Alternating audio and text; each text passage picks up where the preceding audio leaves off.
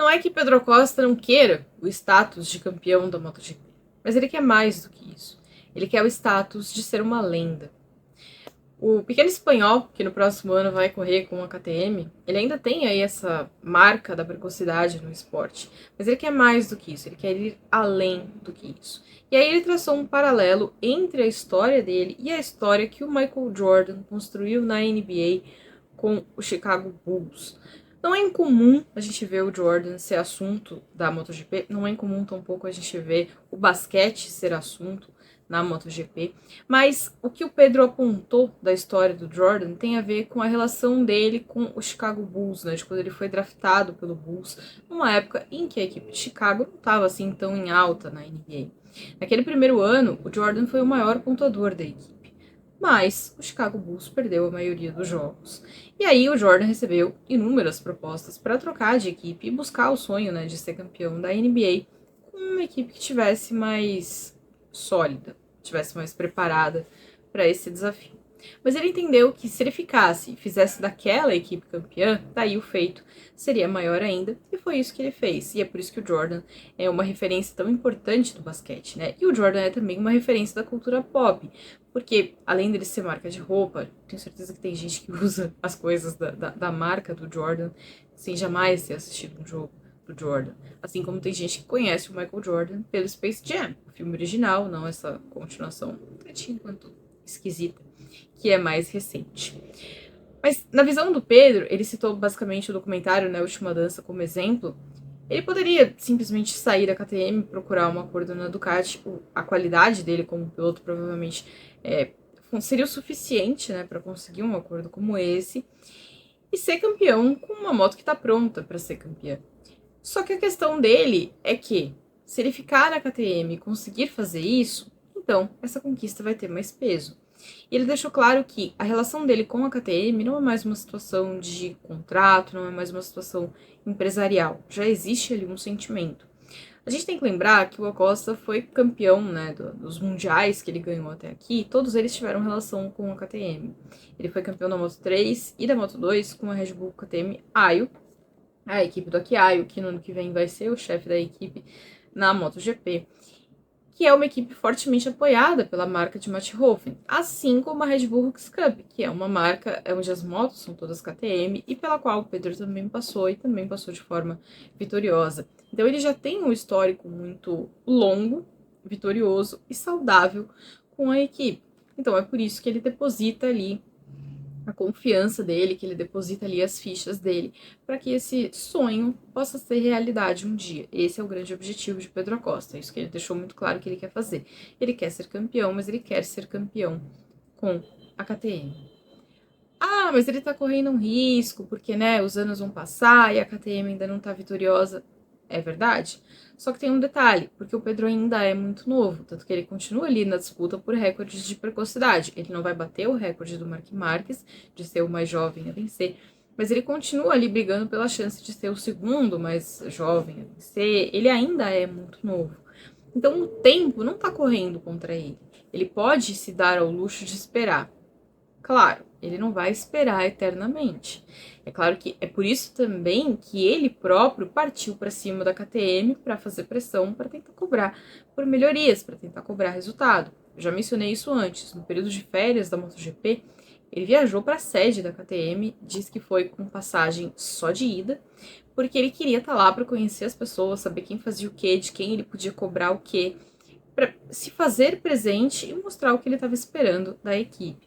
Por isso também que na corrida passada, na Indonésia, quando ele conseguiu o pódio, ele fez questão de agradecer as pessoas da KTM, agradecer não só as pessoas que estavam ali na pista, mas agradecer as pessoas que estão trabalhando a fábrica, porque essa é uma forma importante de você trabalhar, né? Você faz a pressão, mas quando vem o resultado, você também faz o afago, você também faz um carinho, você também avisa as pessoas que, olha só, eu lembro que é você que tá aí, eu sei que é você que tá trabalhando, eu sei que se minha moto foi boa hoje, tem a tua mão aqui também.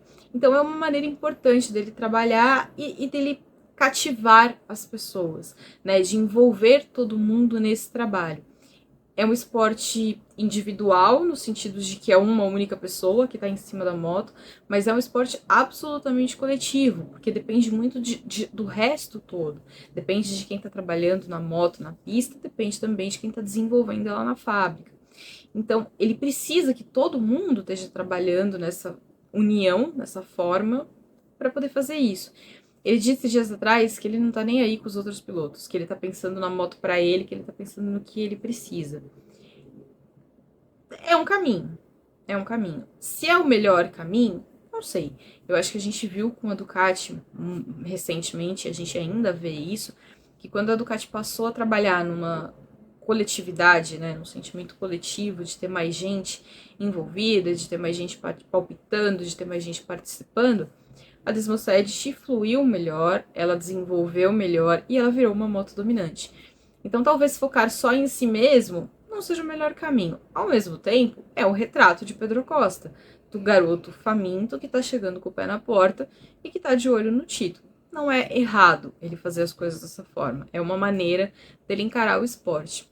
Mas o fato dele querer fazer isso com a KTM, acho que também tem uma questão de afago. Lá atrás, se vocês lembrarem, a KTM fez uma lambança na hora de trazer Pedro Acosta, porque todo mundo sabia que ele seria promovido esse ano. Só que a KTM começou a temporada com 3 pilotos contratados para 2024 e no meio do caminho ela ainda renovou o contrato do Augusto Fernandes. Então ela tinha 5 pilotos para 4 vagas.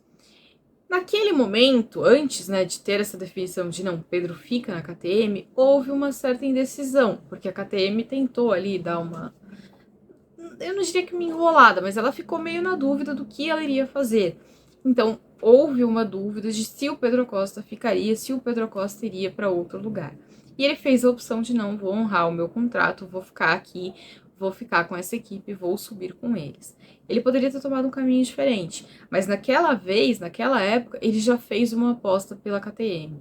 Então a KTM sabe que tem alguém com qualidade, com talento, com vontade, que está disposto a esperar por ela para ser campeão.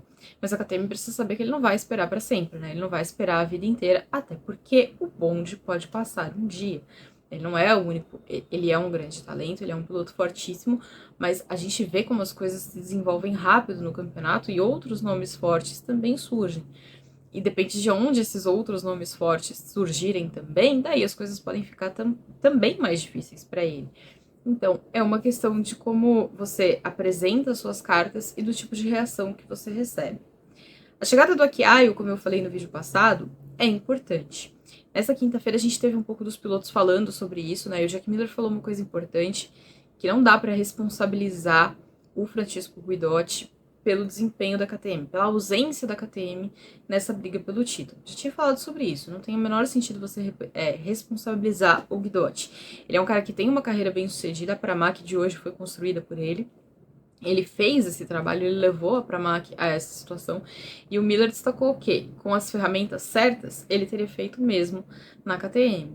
O que falta na KTM não é gestão, o que falta na KTM é o equipamento. O equipamento ainda não está nessa condição de ser vitorioso. Mas ele também apontou que trabalhar com hackeaio pode beneficiar a KTM.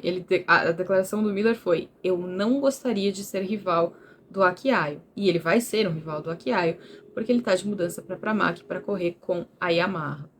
Então, a situação é um pouco diferente. O Pedro Acosta vai trabalhar com alguém que ele já trabalhou, ele vai trabalhar com um piloto, com um chefe de equipe com o qual ele foi vitorioso, e ele se mostrou super animado em fazer isso, em se reunir com o Aki, assim como o Brad Binder. O Brad Binder também elogiou o Francisco Guidotti, também disse que vai sentir saudade do atual dirigente, mas deixou claro que está ansioso para trabalhar com o Aki, porque sabe como ele trabalha, sabe que ele tem essa maneira ou mania, sei lá, de extrair o máximo das pessoas, de conseguir aquilo que é necessário. Então é uma KTM que vai vir revigorada. Se o Pedro vai acertar, né, nessa escolha dele, e se ele vai ser bem sucedido, e se ele vai conseguir um status à la Michael Jordan, só o tempo vai dizer. Mas que promete ser uma história e tanto. Isso promete. Então me conta aí, você acha que o Pedro vai ser bem sucedido nessa tentativa de ser campeão com a KTM, ou faria melhor partindo para outro endereço? me conta e a gente se vê depois. Valeu!